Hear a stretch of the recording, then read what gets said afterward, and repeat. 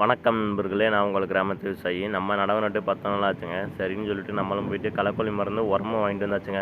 களைக்கொல்லி மருந்து பார்த்தீங்கன்னா, நம்ம வந்து ஸ்ப்ரே பண்ணுற மருந்து வாங்கலாங்க. இது வந்து அப்படியே தெளிச்சு விடுற மருந்துங்க. தண்ணியிலே தெளிச்சுட்டோம்னா செப்பரேட்டாக போய் பரவி அப்படியே களையெல்லாம் அழிச்சிரும் அப்படின்னு சொன்னாங்க. உரத்தில் என்னென்ன உரம் எடுத்திருக்கோம் அப்படின்னு பார்த்தீங்கன்னா, 16க்கு 20ல் அரை மூடங்க, 20க்கு 20ல் அரை மூடங்க. 2 உரத்தையும் பார்த்தீங்கன்னா கொட்டி நம்ம மிக்ஸ் பண்ணியே கொண்டு வந்துட்டாங்க.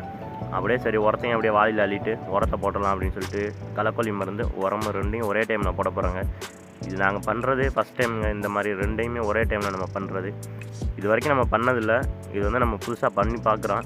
இப்படி பண்ணலாமா என்னன்னு எங்களுக்கு தெரில. சரியாக தப்பான்றதை நீங்கள் மறக்காமல் கமெண்ட் பண்ணுங்கள். களைக்கொல்லி மருந்து வந்து நம்ம இது வரைக்கும் நம்ம ஸ்ப்ரே பண்ணி தாங்க பார்த்துருப்போம். இப்போ பார்த்தீங்கன்னா நம்ம வந்து களைக்கொல்லி மருந்தை வந்து டப்பாயில் வந்து அவங்களே ஓட்டை போடுற மாதிரி கொடுத்துருந்தாங்க. அதிலே நம்ம ஓட்டையை போட்டு அப்படியே நம்ம வந்து களைக்கொல்லி மருந்து வந்து தொளிச்சு விட்றாங்க தண்ணிக்கிலே.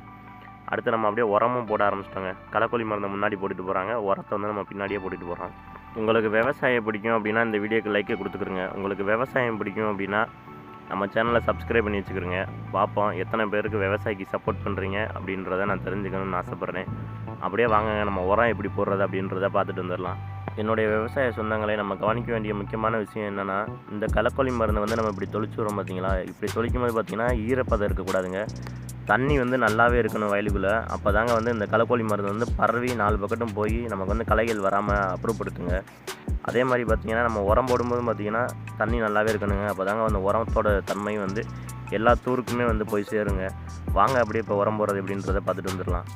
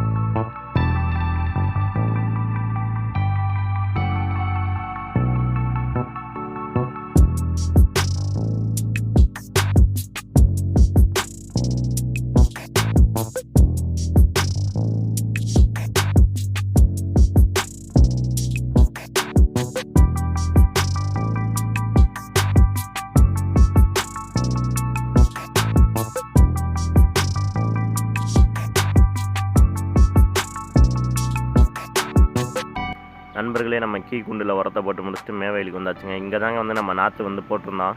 விதை நெல் போட்டு இங்கேருந்து தான் நம்ம பிடுங்கி கொண்டே அந்த வயலையும் கொண்டே நம்ம நட்டுருந்துருப்போம். இப்போ அந்த வயலில் தாங்க வந்து நம்ம உரம் போட வந்திருக்கோம். இப்போ பார்த்தீங்கன்னா பொழுது வந்து இறங்கிக்கிட்டு இருக்குங்க, இருட்டாக போதுங்க. நம்ம வந்து உரத்தை வேகமாக போட்டு வீட்டுக்கு போகணும் அப்படின்றதுக்காக கொஞ்சம் உரத்தை வந்து வேகமாக போட ஆரம்பிச்சாச்சுங்க. இங்கே நம்ம உரம் மட்டும் தான் போடுறோம் அப்படின்னு கேட்டிங்கன்னா அதெல்லாம் இல்லைங்க. இங்கேயும் வந்து நம்ம களைக்கொல்லி மருந்து அந்த களைக்கொல்லி மருந்தையும் வந்து நம்ம வந்து இங்கேயும் தெளிக்கிறோம். உரத்தையும் 2யும் தாங்க இங்கே வந்து போடுறோம். வாங்க எப்படி பண்ணுறோம் அப்படின்றத பார்த்துட்டு வந்துடலாம்.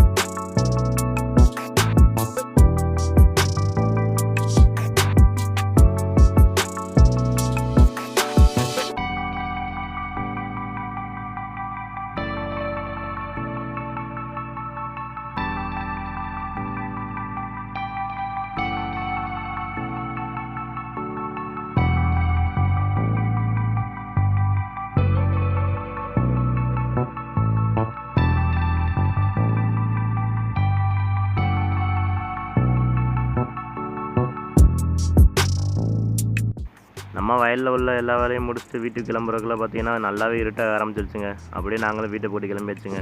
உங்களிடம் இந்த விடைபெறுவது கிராமத்து விவசாயி.